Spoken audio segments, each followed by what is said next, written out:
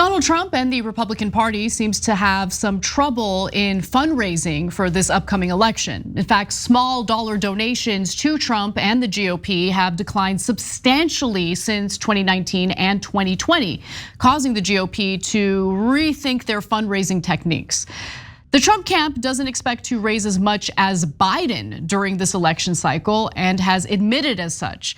And so let's take a look at where both parties currently stand in regard to the general election and the fundraising from small dollar donors. Last year, for instance, Trump raised just $51 million from small donors, which is actually way down from the $119 million he registered in 2019. And only 18% more than Biden's total. His small dollar haul, which includes donations of $200 or less, was not nearly enough to offset Biden's lead among major donors. So let's go to 2020. What did the numbers look like back then? Well, in 2020, Trump and his fundraising committees raised a record $626.6 million from small dollar donors, 35% more than Biden took in from that group. Now, Trump advisors say that, look, we're just experiencing a slow period, no biggie. And they say that they're actually raising $1 million a day online and that the campaign has raised $10.6 million in donations just last week from 280,000 digital donations. The multiple prosecutions that Trump faces has actually been pretty beneficial for him when it comes to fundraising, but apparently not beneficial enough to get him up to the numbers that he experienced in previous election cycles. And GOP fundraisers are actually pretty frank about what they believe the issue is here, including a guy named John Hall, a Republican small dollar fundraiser who runs the digital firm Apex Strategies. He claims that the biggest problem in GOP fundraising is that we don't treat donors well. Sending 8 emails and texts a day that promise an artificial match, threaten to take away your GOP membership, or call you a traitor if you don't donate doesn't build a long-term relationship with donors. I literally can't believe they're saying things like that in their campaign or fundraising emails. That's crazy. Yeah, it's not at all crazy. These are the insane things that all these fundraising emails do. So my opinion on this story is nuanced and complicated. So I'm happy to point out all the things that Trump is doing wrong, but I got news for you, the Democrats have similar issues. So in fact, we already showed you one of those issues, but I'll come back to it and prove it to you. Pausing here to deliver some honest truth as we do in our news coverage as well. TYT is facing challenges, guys, as the entire industry is. You know who could make the difference? You. If you hit the join button below, it's gonna make all the difference and keep us in business. We appreciate you, thank you. So first off, the heart of the story is correct. Donald Trump was powering his 2020 campaign on grassroots donations.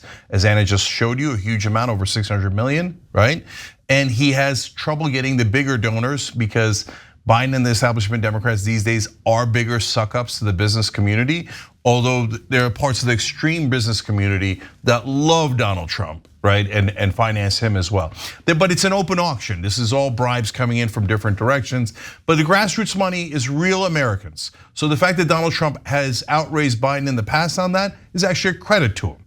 And so it's not being painted that way. It's being painted as a decline, and it is a decline.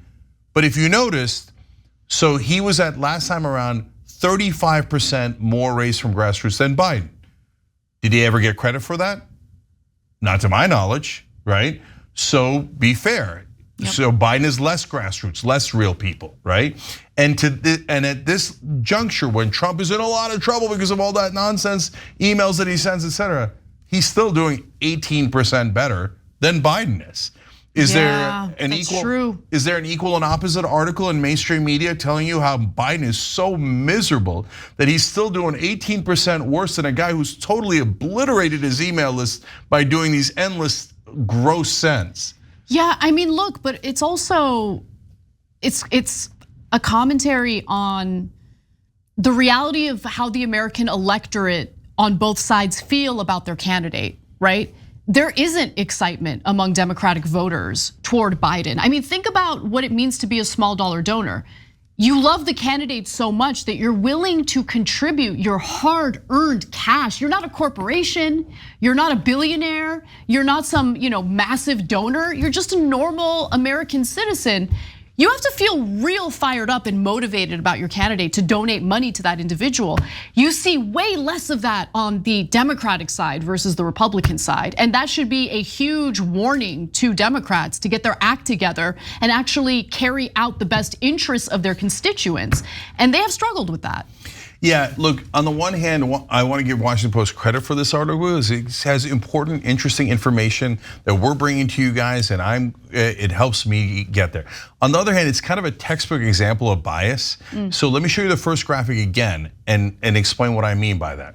So the premise of this article, which is throughout the piece, is Trump is doing poorly with small dollar donors because he burnt out his list. But notice Trump's line is the red line, Biden's is the blue line. Trump has never fallen below Biden. Biden has always been worse with grassroots. And if you notice between 2021 and 2022, Biden had nearly $0 from the grassroots. So that meant that all of his donations were from large donors, corporate interests largely, okay?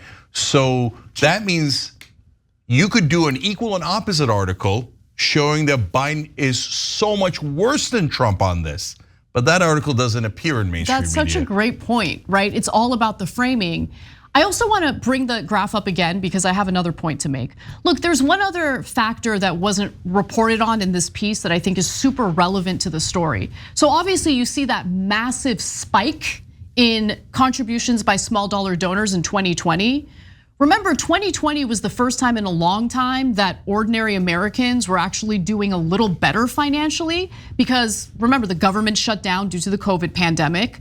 There were federally enhanced unemployment benefits, which allowed Americans for the first time in a long time to increase their savings. And so for the first time in a long time, Americans, ordinary citizens, have some money that they can spend, and they decided to spend it on the election. So I think that that's a factor into why you see that massive spike in 2020. So two more quick things here. Of course, 2022 was also just a giant election where we all thought democracy is on the line. Well, actually back then we didn't know democracy was on the line as much as it actually was, right? But even so, Trump, and he's a monster, et cetera. But Trump loved too, and that's why again he outraised Biden. But guys, as you see this, understand that unfortunately this started with Bernie Sanders and progressives because they proved that you actually could raise, because Bernie Sanders raised more money than all of the other candidates in the Democratic primary, not just with Hillary Clinton in 2016,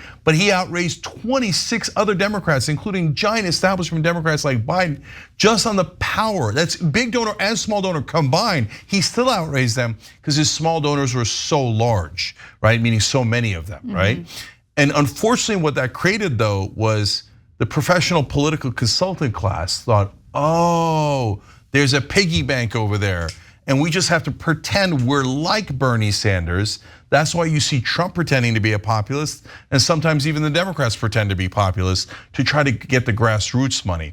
But the whole thing is premised on a trick. They're not actually here to serve you at all. But if we had our way, all campaigns would be, funded by small dollar donors, right? Rather 100%. Than super PACs, rather than massive corporate donors.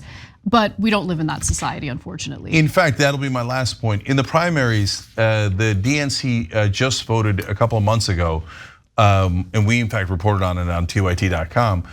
Progressives introduced a rule that within primaries, we're not facing Republicans, so internally we should not have dark money PACs in the primaries. And establishment Democrats, which is the great majority of the politicians in our party, killed that resolution. They're like, oh, no way. Why? You saw there, even Biden, their biggest politician, raised almost no money from the grassroots in 2021 to 2022. That means without the giant corporate money on their side, the Democratic incumbents would get routed in primaries by progressives because we have grassroots funding. We're populists, we're outsiders, right? And that's who gets grassroots fundraising. So the Democratic Party now loves money in politics, maybe even more than the Republicans do, because they raise more money from corporations, and they would almost be eliminated in primaries, in their own primaries within their own party, if we eliminated dark money and corporate money PACs. So that's why you see the over-the-top corruption in the Democratic Party that you do now. Thanks for watching The Young Turks. Really appreciate it. Another way to show support is through YouTube memberships. You'll get to interact with us more. There's live chat emojis, badges. You've got emojis of me, Anna, John, JR. So those are super fun. But you also get playback of our exclusive member-only shows and specials right after they air. So all of that, all you gotta do is click that join button right underneath the video. Thank you.